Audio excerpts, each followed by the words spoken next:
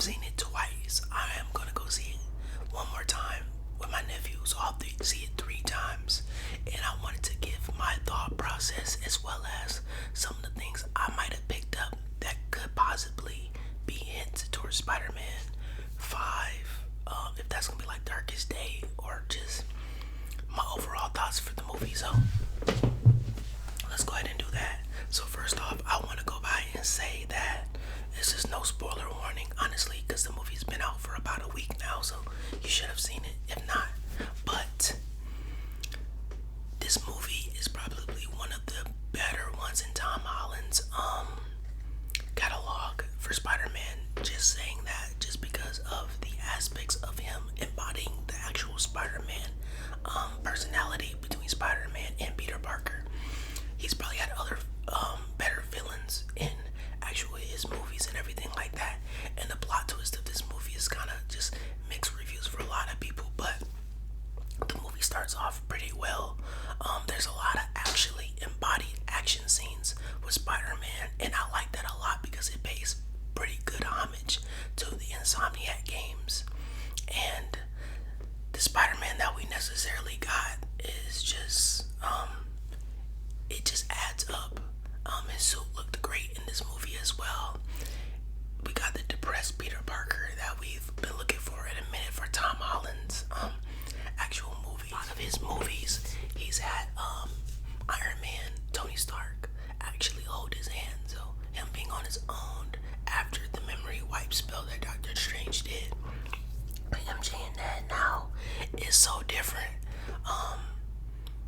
You also get to see in the movie that the actual letter that he was going to give MJ in the last movie when he was in the bakery or the donut shop, and he didn't give it to her. One of the things I noticed in this movie was a lot of the parts were foreshadowing a lot, and that's the reason why a lot of people have a lot of theories about the movie. So the movie has a like kind of fast-paced moment at the very beginning. We see Peter being Spider-Man, saving the city, being secluded from everybody else just because of, like he said, the memories wipe spell from Doctor Strange that undid everybody knowing that he was actually Peter Parker. So MJ and Ned go through MIT for 4 years. He's just saving the city. We got a lot of great actual comic shots. And I thought that was cool, like the tarantula, boomerang, the hand, all kind of other great stuff. We had a lot of that great stuff. Then we kind of fast forward to, we see that he has a little bit of his problems with his body. So the big premise of this movie, and then none of this is going to be in order, I'm just kind of talking about it. The big premise of this movie that was Man Spider. So in the comics, actually, you get to see him transform into the Man Spider. They said that they were going to try to go for that look, but they didn't do it because ultimately Spider-Man is such a big franchise that they didn't want to scare kids, which was a good idea because turning him into actual Spider would have been kind of creepy and stuff like that. Because funny enough, I'm a Spider-Man fan, but I don't like spiders, which is crazy. But overall, yeah, he was really depressed in this movie. A lot of just embodiment of everything. But like I said, the movie starts off with a lot of action scenes. We kind of see him scrolling through the city. He's getting a notification that there's a tank incoming through the city. So he's on his journey to go and stop the tank. We have one of the dopest shots that I've seen of him just free falling. Like how they do in the Insomniac games when if you hold down the right stick and you kind of just free fall. He's doing that, and then we get to see inside the mask through the eyes. We get to see that like his eye moving inside. I thought that was a nice touch to get a point of view from him, as well as when he's flying in the air and he's swinging. We get to see him also his webs kind of connect, and the pace that he's moving is absolutely crazy. To think that Spider-Man is moving at that pace is really crazy. I thought that was some of the highlights. I heard somebody saying as I was going to watch it for the first time, they were like, they wish there was more action. I thought that the action was great. There was more than enough action at the right moment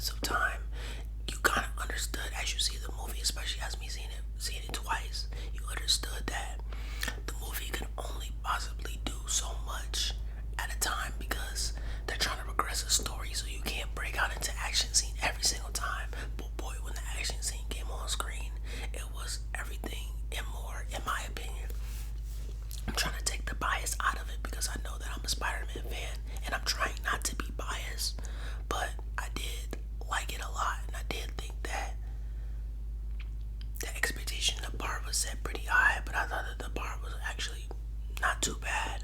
We got to see Punisher as well. Punisher looked really good. The only thing about Punisher in this movie and his aspect is a little different. Is Barthol did a great job as well, but this Punisher is a little family friendly. I understand though, coming to the big screen, if anybody knows anything about Punisher, he's way more ruthless. I didn't expect him to be actually as ruthless as the normal Punisher.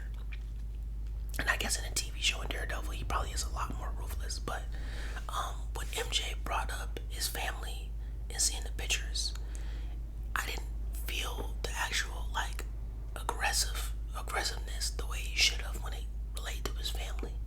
It was like he was coping with it better when everybody knows that like that is Punisher's motive. That is his wake up in the morning, get ready reason is his family. So that was one thing about it. But I mean, seeing the Punisher in a different light is cool. A lot of people's introduction to these characters are through the movies, they're not through the comics. So that's probably a lot of people's premise and thought process of the Punisher. So, but yeah, you see Punisher going through the city, them trying to work together later in the movie. But at the beginning of the movie, they kind of just getting into this battle. Peter's trying to do it his way and save the city without casualties. Punisher doesn't care. Punisher just wants to stop what is at risk right now because there's a tank going through the city, which is kind of crazy. So Peter's doing everything he can possibly do. He eventually, like, Punisher shoots him, which is cool. And I don't know if I've ever noticed it with the other actual movies, but his Spidey sense, the actual noise and kind of getting a look into the Spidey sense is so cool. Hearing that ring, because we kind of just see the reflexes. We don't actually see like the Spidey sense, but that was cool as well. Eventually, he apprehends Punisher, tells him to go home. He follows the tank to the DODC building. Tank breaks in. He finally gets his hands on the tank. He realizes that there's a woman in the tank, an older lady. He wonders, like, how is she possibly controlling this tank when she looks like just a normal worker? Then as that happens, the tank flies open. She jumps. Her personality, she comes back to normal, but she jumps to another person, then another person, then another person. He's trying to put his finger on why it could be possibly happening. He couldn't understand why. So, and his tech in this movie is pretty cool too. He's just going through the building to try to figure out why. He eventually gets to the roof as he follows like this jumping thing. And then he sees an actual guard and everything. And then the person confronts him and says, "Oh, you must not know." And they try to jump into his mind. It doesn't work because of just the mutation of Spider-Man and how kind of, I guess you could kind of say, a strong will, I want to say, but it's probably just because the mutation, he's also a mutant, so it can't really work too well, if I'm being completely honest. So he does that, and then he's trying to put his finger on this. We get to actually later on in the movie, a little bit later after that, as he's trying to figure out, as the like explosion happens and everything like that, he goes see Elena, the new Black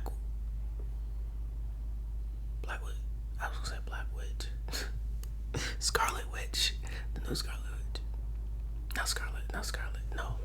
But basically, Yelena from Thunderbolts, the new Avenger. So you have to see her talk about big potatoes, little potatoes, everything like that. We get to see this still shot of like Tom Holland in the bath, his physique, which I've been doing his actual exercises, the Cindy workout, where you do 5 pull-ups, 10 push-ups, 15 squats, and you do it for a set in a 20-minute duration. Do as many as you possibly can. I know some people do it for also like an hour. That thing took me out. I'm gonna do it again tomorrow, but that thing, I was sore for days, but it worked really good in my eyes. I liked it a lot, so I'm definitely gonna keep at that and keep going, it just motivates me a lot just seeing a physique like that. I know I can easily obtain it. Just eating clean and working out, so I'm definitely going to just keep trying to go for that. She kind of tells him that, like, because she was under a spell in her movie as well, and she was freed from Scarlett Johansson. So she's trying to figure out what could it be, mind control or manipulation or something like that. She basically just says, like, there's bigger threats to be worried about. I'm gonna leave it to you for the most part. So leaves it to him. He goes see he goes to the DODC office to speak with I forget his name, but you know who I'm talking about, basically the head of DODC. So they break off all his stats, like super enhancements and everything like that. I thought was pretty cool. As you watch the movie, I didn't pay attention to it at the beginning, but you can kind of tell that they're the enemies of the movie. Just because if you pay attention to the mannerisms, you can kind of see that the power that they're trying to, because they know the person jumped, which was not a spoiler anymore, but it was Jean Grey. I don't know why they made Sadie Sink just answer no questions as if nobody was gonna know. But I do, like I said, I get it though, because a lot of people are comic fans, but there's a lot of people that aren't comic fans. So that would have been a lot of people's introduction to Jean Grey. So, which the story is a little weird, but we'll get into that as well. But yeah, so her having the power to be able to jump, they know it because they tested on her sister, which her sister saved her from actually being caught as well. And they know Spider-Man is the only one that could probably, like, honestly put up with it because she wasn't able to jump into his mind. Crazy enough, the DODC office has a actual game plan for like a contingency plan for everybody, or kind of like Batman. So, which we'll talk about that in a minute. You see that the Shocker Club, they're trying to optimize the Shocker Club. They were testing on Jean Grey's sister, Sarah, trying to get her mind to jump, so they can use her powers later on down the road, which VMAX, like I said, for a lot of people, they weren't too happy about VMAX because they thought VMAX during the movie makes it this build up to make it think that it's like something actually like a mutant locked away in a chamber or whatever else in that. And I can't agree with my friend that her actual story about the, like, her sister and everything kind of was all over the place, and he said the movie to him was mid. I feel like for what it was with Jean Grey, I feel like they did as much as they possibly could. I don't see them going into a complete backstory. They'll probably revisit and continue her backstory once the X-Men saga starts, and probably, like, if her and Cyclops get like a movie or something like that, they'll definitely go into more depth eventually. At that point, they're just waiting. They're just trying to find ways to actually introduce each character, and it's just starting off with Jean Grey. And I just only say that just because, like, there's gonna come a time where we're gonna get people's backstories. They're probably gonna come together, Xavier and Expansion, and then they're gonna just break it down and just kind of just, figure it out. But I'm so excited for the X-Men saga. I can't freaking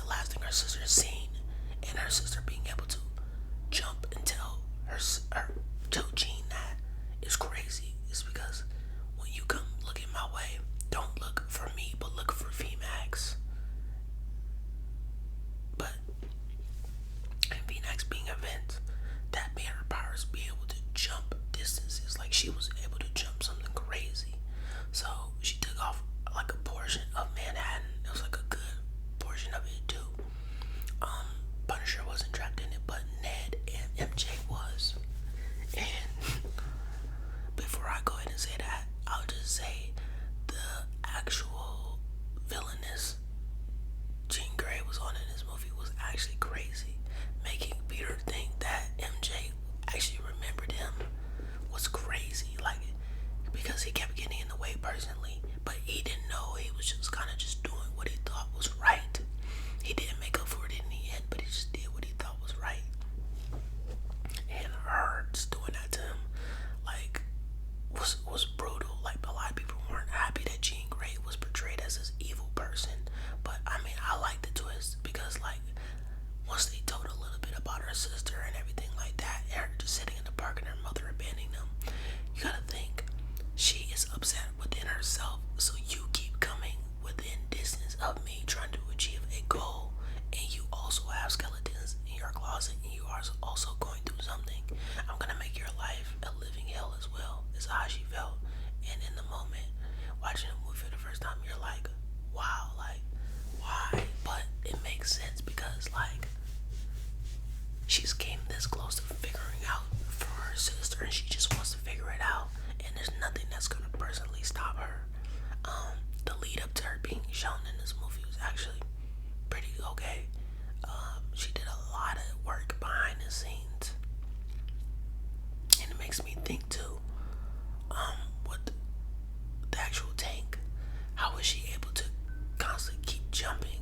Maybe she was already within the radius of the actual, like, tank or something, or the actual area to get the tank to get to the office. I'm not entirely sure how that worked out, but anyway, like, there was a homage paid to both the Spider-Man.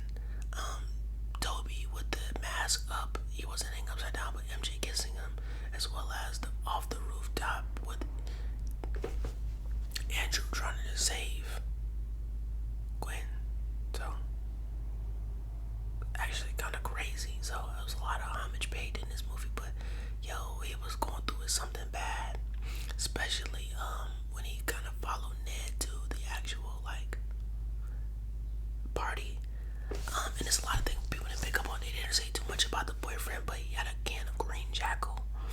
And if you notice, the boyfriend's ear is kind of pointed, as well as his teeth is a little sharp, and it's positioned right in front of him. Is there a chance that he could be the jackal? Maybe so. I know a lot of people keep saying they think Ned might be the hobgoblin. I don't see Ned ever being the hobgoblin. There's a chance because they left it open up to that, but I think other guy being the jackal makes a little bit more sense, just because Ned and MJ no longer know Peter. But towards the end of the movie, MJ reads the note, starts to realize that the note is for the old MJ that Peter used to be in love with, but she doesn't know of that person, and she no longer loves him. Even Sadie Sink, Jean Grey, said in the movie, there's no memories of you in her head at all, because she jumped into MJ's head. He said there was no memories of her at all. And eventually she starts to read the letter. Same thing with Ned, his Spidey tracker. He sees that he has the Chewbacca and everything from the Lego set that him and Peter built from back in the day, and they're literally sitting on a couch, actually just referencing movies, playing with their Legos like how they used to do back in the day. And MJ draws a picture of him. I didn't pay enough attention to it the first time, and then the second time when I went to see it, I paid a little bit more attention to it. But it wasn't until I watched the video and listened to a video, so on the third time I'll probably pick up on it and see it. They draw him in his homecoming, like back in the day, actual Spider-Man suit, not his current Spider-Man suit right now. So there's some type of memory of MJ remembering Peter for who he was, the way that she drew him. She drew him without the mask with his old suit on. But it was like, yeah, him and Ned just hit it off. So I feel like in the next movie, because I was talking to my friend, I was like, do you think a Harry's gonna come? He's like, he has to, because every Spider-Man had a Harry. So, but I just didn't see the path of them going to Harry. But this next movie might necessarily be that, because like we just said, the Jackal guy, we could say in this regard, his girlfriend MJ maybe recalls something, or she just kind of is just done with the guy, whatever else. Ned is also a friend of the dude. They call him the boyfriend. Was what it was the boyfriend. Peter starts to get close to him again and starts to hit it off with them. Say MJ falls in love with Peter instead of the other guy, because the other guy is a douchebag and he's no longer around. He said it in the movie as well, when Peter was actually working on his trying to figure out why the inhibitor chip wasn't working. And him and NJ was talking about it. Say that, and then the dude becomes a jackal because he doesn't like actually Peter Parker. Eventually finds out that he's Spider-Man, and instead of exposing him for being Spider-Man, because MJ knows it now, but Ned probably will at some point. He just tries to kill him. So that could be another plot twist and everything like that, or they could go in a totally different direction. Who knows? But yeah, he sees MJ kiss her boyfriend at the party. Bro just loses it, which I understand because in the movie she tells she doesn't love you, and then you also see the woman that you desperately loved for a long time. You built so many memories with. You remember the memories, but she doesn't. Kiss her new boyfriend, it breaks him down, and that starts to when he starts to have like the arachnid issues and everything come up, and he starts to become more of a spider than an actual man. So every Spider-Man has had that happen, literally where they go through something, a struggle where their powers don't work the way that they're supposed to work, and this might have been his moment for him. So yeah, we get that Peter wakes up. He now has organic webs like Toby. Andrew and Tom also use synthetic webs made out of certain type of stuff, but Tom switching between synthetic and actual real webs now is going to be interesting going forward, because I want to see how he owns those. I did see a video of somebody saying he should use organic webs and his real webs, like the video games where you can create gadgets, rope lines, and everything like that. That would be cool. I just feel like that's takes away from the actual aspect of the movie. Maybe they could have a stealth part in the movie or something like that, but I just feel like they're asking for too much in that regard if you do something like that. But yeah, back to the point. She says she doesn't love him, which breaks his heart. Then she eventually asks him for a ride home. He does give her the ride home. We'll swing her back home. I don't know if I would have done the same thing, just because how detrimental or hurt I would have been in the moment if I was him. But he does the right thing, and he does it. She asks him, does he want to come upstairs? Like I mentioned to y'all, she draws them, and he realizes that the DODC lied to him, and that he must go save Jean Grey. So as he's leaving, MJ says his name Peter, and Ned doesn't know that name. So but he's like, so his name's Peter. Spider-Man's name's Peter. Yada yada yada. Because he narrowed it down to two people. He narrowed it down to Flash Thompson, and he narrowed it down to their instructor when they went on their school trips. Funny enough, the instructor, which I didn't even realize back in the day, Hulk, he was in one of the Hulks. So I guess that he could sit and say he was around Bruce Banner and just type of gamma radiation stuff. After a while, he kind of has been missing. So maybe it could have been him, is the way Ned was thinking. No, it wasn't him, but you know, it could possibly be like something like that. He makes his way back to the DODC, starts to realize that they're under actual like lockdown because they know Spider-Man's coming now, and they were trying to build a weapon against Spider-Man, which they had one but no longer worked anymore. I keep saying Jean Grey is getting tested on in the same place. Like I told you, they trying to make her mind jump so they can take her mutant powers and use them for themselves and experiment on her and then kill her. So they're having these intense jumps to the point to where she eventually is about to pass out. She looks up and sees VMAX, and she said, "You're a murderer. This is what the last thing my sister seen was this room before you killed her." And the emotion that she said, it was crazy. Her brainwaves started to go off the wire, and she just started to go ham.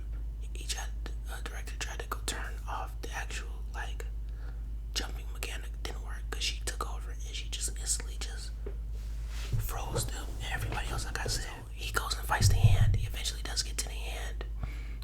They're beating him up at first. Then he just actually locks in and starts to realize that, man, like, I gotta start actually embracing that side of me.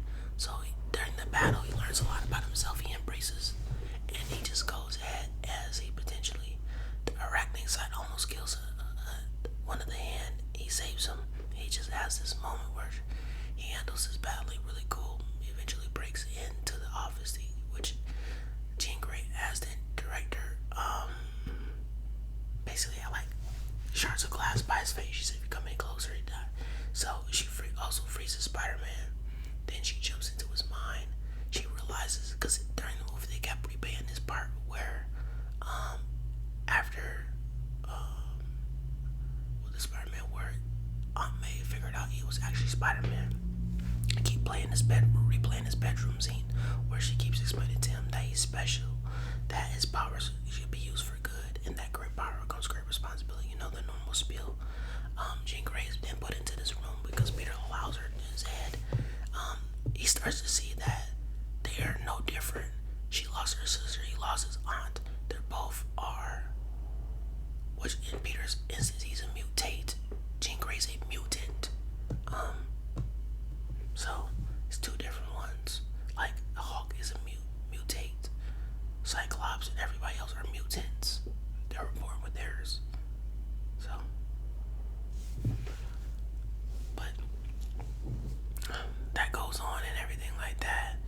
Eventually, and I know I'm missing a big part, but I'll talk about that last because that part meant a lot to me. So we'll talk about that afterwards. But yeah, so you see, he finally gets through to Jean. She starts to understand that they're no different, and this probably is a foreshadow to show that actually Peter Parker would probably play a big role, him and Bruce, in the X-Men saga, to play a really big role, and I'll tell you why in a minute.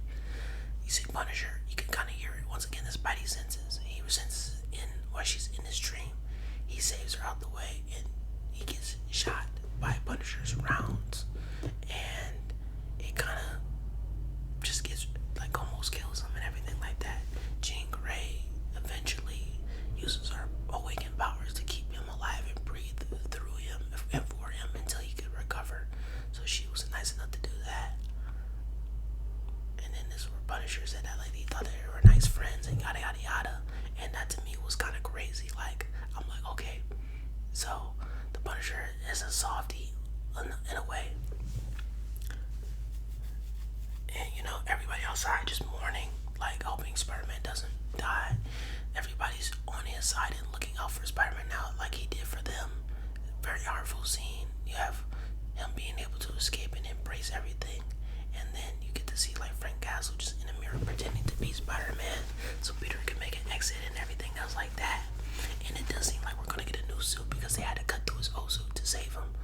But the part that I left out is about finally time where we're able to get an actual good glimpse of Bruce Banner's Hawk. It was about time during this movie.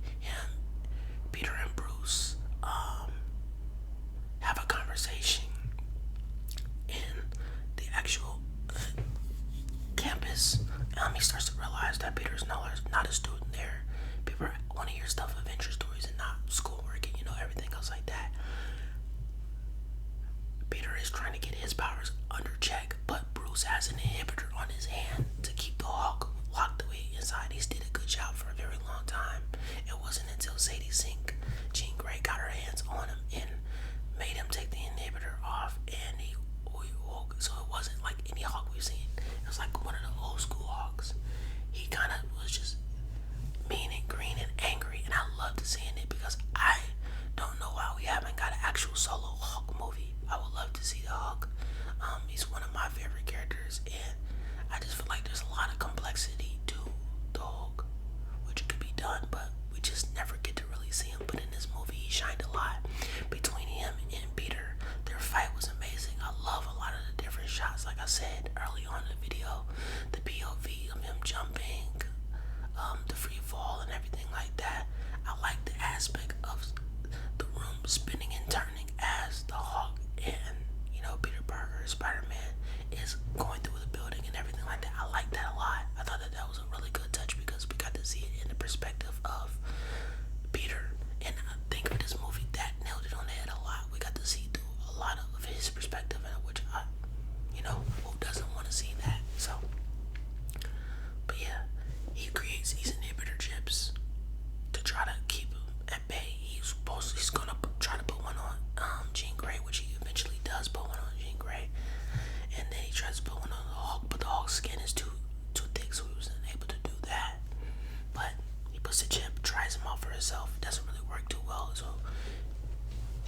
a prototype. Then once he gets his hand on Jean, he'll try to put it on Jean.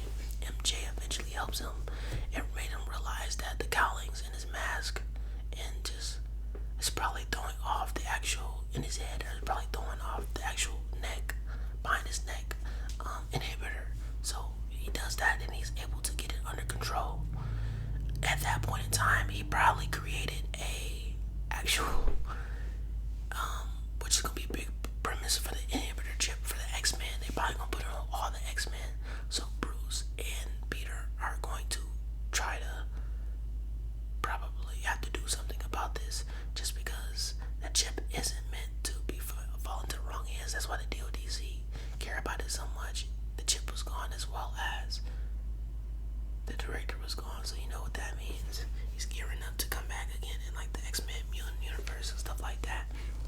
But they throw the chip on, which ain't great. It works and everything like that.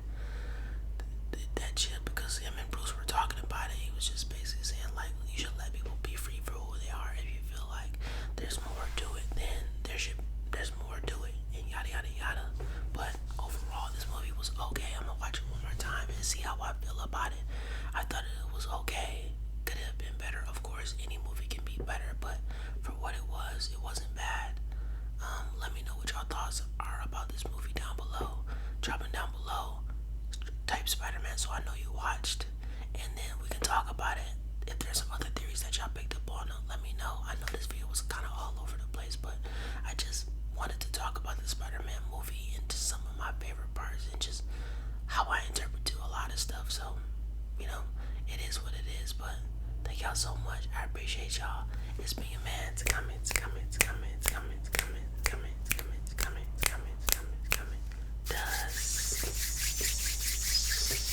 ASMR. And I'm in a Spider-Man mood, so maybe I'll play some Spider-Man on the channel, or maybe I will read some more facts or figure something out to where we can incorporate a little bit more Spider-Man, because that is my favorite superhero, as you know from watching my past videos a long time ago. And as well as, before I go ahead, please think about like, comment, subscribe, and check out videos on the screen, as well as videos on the channel. All that is greatly appreciated. It is not up yet, but I will make a post and comment about it when it is live. But I am creating a Patreon where you can subscribe a month to get extra content, as well as these videos early, ad requests, and custom videos. So stay tuned for that. Pretty soon we'll be watching all types of anime. We're doing everything that we could possibly do over there and can't do on YouTube. So with that being said, see y'all in the next one. Peace.